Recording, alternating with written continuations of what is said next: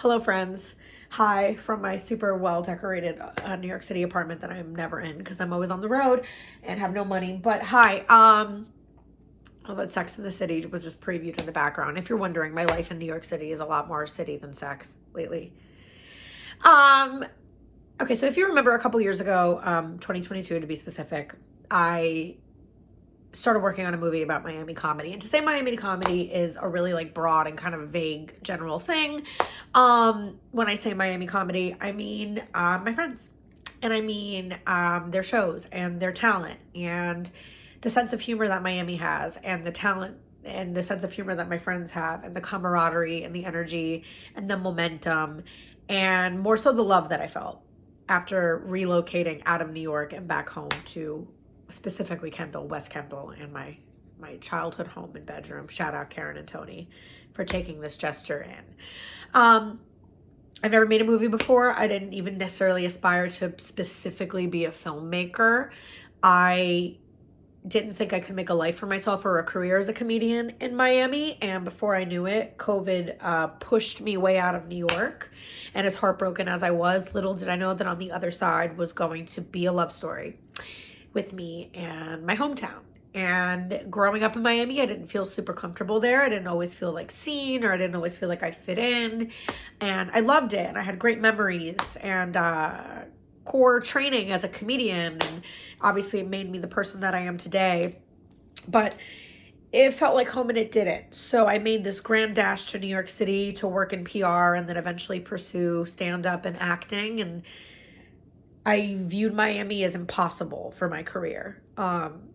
Just wasn't going to work. Not enough clubs, not enough opportunities. It's not New York. It's not LA. It's not Austin, Chicago, you name it. And circumstances out of my control, I landed back in Miami and I kept pushing back my return to New York. And the trips to New York became few and far between. And before I knew it, I had seeds in Miami. I had roots and I made so many new friends and I was embraced and so many people were coming out to the shows and so many new shows are popping up and clubs are opening up and big talent was relocating here, spending time here. And I was busy and people valued me as a comic. And if we put work and stuff aside, I think for the first time in my 30 something years of living at the time, I felt like Miami loved me and I felt like Miami welcomed me. And it took becoming an adult and spending those years in New York and in Gainesville for college and life to life. And it took becoming a comedian. It took finding myself and finding what my purpose was for me to come back home and feel like home finally claimed me, if you will. Not to be dramatic. But I never made a movie, but I knew what I felt. And I knew that I felt really positive about Miami comedy and that there was so much potential and people were so creative and so funny and there was so much energy and Miami was going through this like renaissance that I said I wanted to capture it. And I was working at some, viral Instagram platforms that are very toxic that I think if you're from Miami or South Florida, you know who I'm referring to. And I pitched this idea and nobody listened to me. And then I pitched it to a couple other people and nobody listened to me. And then I pitched it to my friends at Americana Media and they listened to me and they believed me. And so in late 2022, with $1 and a dream, I said, come down December 2022. We're going to do some tapings. I want you to see what I see every night in Miami and Coconut Grove and the Gables and Kendall and the beach. And I want you to run around the city with me and I want you to kind of feel what I feel. And I was super honest with my crew where I said, if you don't think that there's a story, it's okay. We can shoot what we shoot, maybe make something out of it, or we scrap it or I find somebody else. And nearly immediately the entire team for this doc said, no, I get it. I think I see what you're doing. This has been a long 2 years, a lot of stop and go, mostly because of my own imposter syndrome and my schedule. And if you ever have any interest in making a movie, do not make a documentary. Just kidding. But it is one of the harder tracks for filmmaking. I will say that. And I guess this is advice to anybody who thinks that they're not good enough to make something or doubts themselves. Like sometimes you just got to dive in head first. And I'll figure it out later. And if your heart's in the right place and you know what the story is and you know there's something to be told that people in Miami and beyond will connect with, then you can make it. And after 2 years of production, it's almost done, which is crazy. Your girl's about to be a filmmaker, okay? And we got a lot of great footage. We have a story, and more importantly, I presented some of this to some people that I met in New York, specifically Allie Edwards, who is an outstanding filmmaker and producer. She has credits on HBO, Paramount Plus, Netflix. She's such a hustler. She's brilliant. And she's a blessing because she said, I can help you with this. Send me what you have. And after seeing what we had and seeing the treatments and seeing the story and seeing the characters being Ricky Cruz and Nelly Rodriguez and Carlos Hernandez and Gene Harding and Neri Science and Luis Diaz and everybody who's in this doc that you know and love. And if you don't know and love them and you're not from Miami, you will. Trust me when you see what we captured. She said, I'm in. Let's do this. We could take this thing really far. I'm 100% in. And Joe Conroy from Americana Media has come on as an editor and also a producer of sorts. And you may know him from the disastrous dating life of Diane Damone, my web series.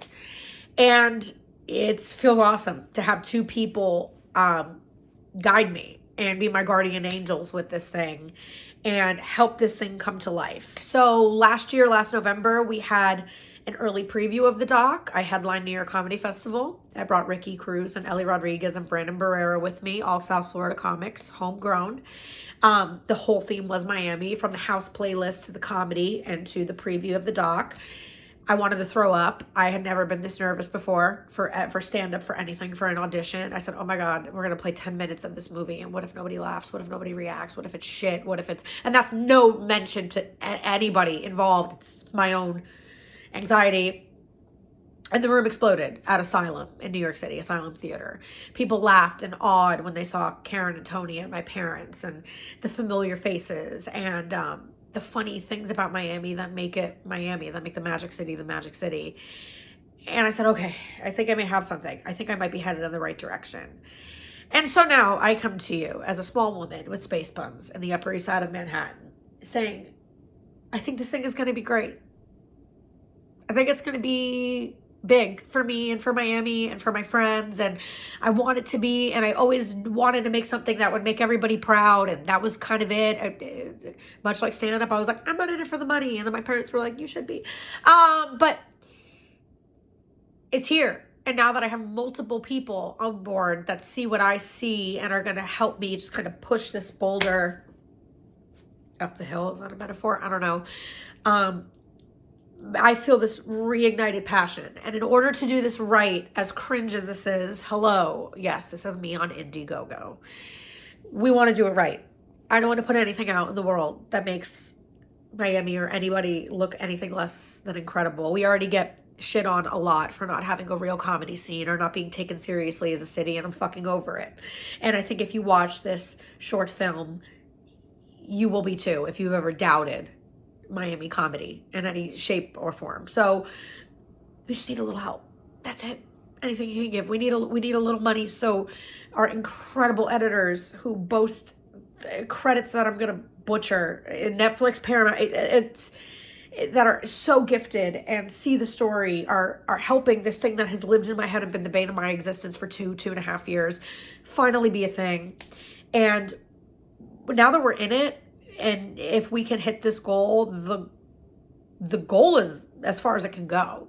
You know, the goal is Tribeca and Sundance and South by Southwest, and anybody who can appreciate the story of a starving artist, anybody that who wants to see what it's like to really like carve your own path and do something that, you know, your parents and your grandparents recommended that you shouldn't. Anybody that cares about the story of a hometown hero, anybody that has imposter syndrome, anybody that has big fish, small pond, small fish, big pond complex, anybody that struggled with sobriety, anybody that was impacted by the COVID-19 pandemic, anybody that dared to dream, not to sound, but like truly, like there's so many touch points in this film through the stories of me and my friends and this city that are going to connect with people in Miami and beyond. And if you've never been to Miami and you don't understand it, or you have been and you don't like it, or I think you'll be pleasantly surprised. I think you'll learn a lot about this city that everybody treats as this like weird, sexy paradox. And I think you'll learn that it's amazing. It's so frustrating sometimes. It's so frustrating. But it's amazing. And it's this young, vibrant city, the only female founded city in the United States. Shout out Julia Tuttle. And it feels like an empress. It feels abundant. It feels flourishing. It feels like it's ovulating. It feels like it's going through a renaissance. And it's not fat asses and crypto and nightclubs. It's a lot of talented people with something to say. So I'm going to cry. And I also have to go run to a comedy club in New York to work all night. New York's going well, by the way. I swear there's things on my walls. I'm just at the wrong wall. Look at my TV, though. Like, that's a big TV. We're doing good. Okay. Anything you can give is so appreciated. $5, $1, anything you can give. And we have incentives galore for you. You will be a part of this doc. The bloopers, the BTS, the first one to see this, the first one to see that. It's live stand-up tapings, it's interviews, it's a little bit of everything. I wouldn't have had the Delulu to make this movie had I not felt the love and support and we got your back that I did from so many Miami businesses and clubs and producers and people that came to every show and have shared everything and tag everything and comment on everything and buy the merch and show up, and we're going to root for you in New York and we'll be here for when you get back and everything in between. So that if this fails, it's your fault. No, I'm kidding. But that love that I felt when I returned to Miami is the love that brought me to make this movie, and is the same love that's driving me to ask you for help to take this movie that's in such a critical stage to the finish line. So before I fully cry and lose all of my West Kendall Street cred, I love you guys. And if you helped out with this movie at all, or you've ever come to a show, or you've ever supported me in any way, shape, or form, no, it does not go unnoticed, and you are in my will, and I'm just working on getting assets in that will, and I love you. Give what you can. I will see you soon. And as any great Miamian says before they do something really crazy and exciting, dale.